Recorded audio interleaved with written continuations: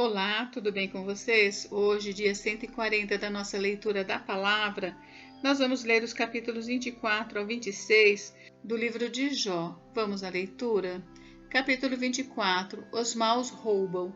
Porque o Todo-Poderoso não designa tempos de julgamento, e porque os que o conhecem não veem tais dias. Aos que removem os marcos de divisa, roubam os rebanhos e os apacentam, levam o jumento que pertence ao órfão e como penhor ficam com o boi da viúva, desviam do caminho os necessitados e os pobres da terra todos têm de se esconder.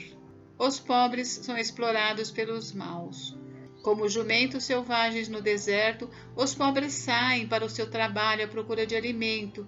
Em campo aberto encontram comida para eles e para os seus filhos. Cortam o seu pasto no campo e apanham as uvas que ficaram nas vinhas dos ímpios. Passam a noite nus por falta de roupa e não têm cobertas contra o frio. São encharcados pelas chuvas das montanhas e por falta de abrigo abraçam-se às rochas. Órfãozinhos são arrancados do peito e dos pobres se tornam penhor. Os pobres andam nus, sem roupa e famintos carregam os feixes. Entre os muros desses perversos espremem o azeite, pisam as uvas no lagar, enquanto padecem sede.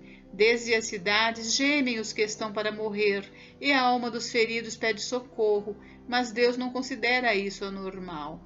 Perversos, assassinos, adúlteros, ladrões. Os perversos são inimigos da luz, não conhecem os seus caminhos, nem permanecem nas suas veredas. O assassino se levanta de madrugada, mata o pobre e o necessitado, e de noite se torna ladrão. O olho do adúltero aguarda o crepúsculo, dizendo: ninguém me verá, e cobre o rosto. Nas trevas, ladrões invadem as casas, mas de dia ficam escondidos, não querem nada com a luz, pois a manhã é para todos eles como a sombra de morte, mas os terrores da noite lhes são familiares. Deus atenta ao perverso. Os perversos são levados rapidamente na superfície das águas, a porção deles na terra é maldita, e por isso já não andam pelo caminho das vinhas. A seca e o calor desfazem as águas da neve, a sepultura faz o mesmo com os que pecaram.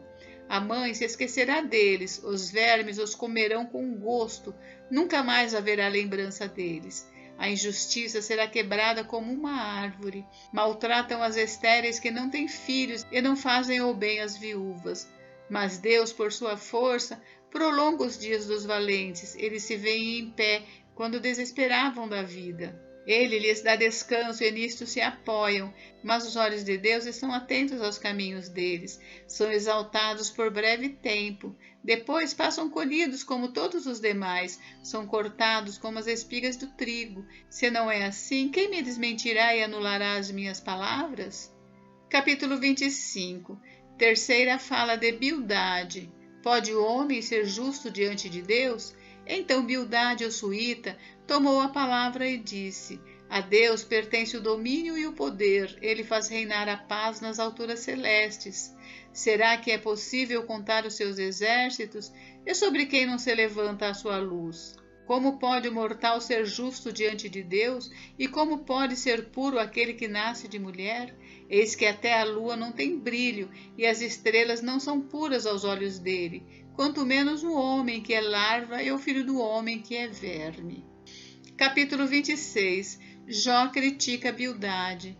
Então Jó respondeu: como você sabe ajudar o que não tem força? Como você sabe socorrer o braço que não tem vigor?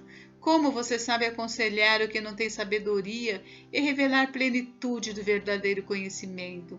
Com a ajuda de quem você profere tais palavras? E de quem é o Espírito que fala em você?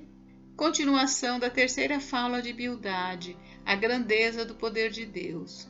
Os mortos temem debaixo das águas com os seus moradores. O mundo dos mortos está desnudo diante de Deus e não há coberta para o abismo. Ele estende o norte sobre o vazio e faz a terra pairar sobre o nada. Prende as águas em densas nuvens e as nuvens não se rasgam debaixo delas. Encobre a face do seu trono e sobre ele estende a sua nuvem. Traçou um círculo sobre a superfície das águas no limite entre a luz e as trevas. As colunas do céu tremem e se espantam diante da sua ameaça. Com a sua força dominou o mar e com o seu entendimento despedaçou o monstro Raabe. Pelo seu sopro o céu se aclarou, a sua mão feriu a serpente veloz. Eis que isto são apenas as bordas dos seus caminhos. Dele temos ouvido apenas um leve sussurro, mas o trovão do seu poder, quem o entenderá? Gente, encerramos por hoje, mas amanhã tem mais. Fiquem com Deus, Deus abençoe vocês, até amanhã.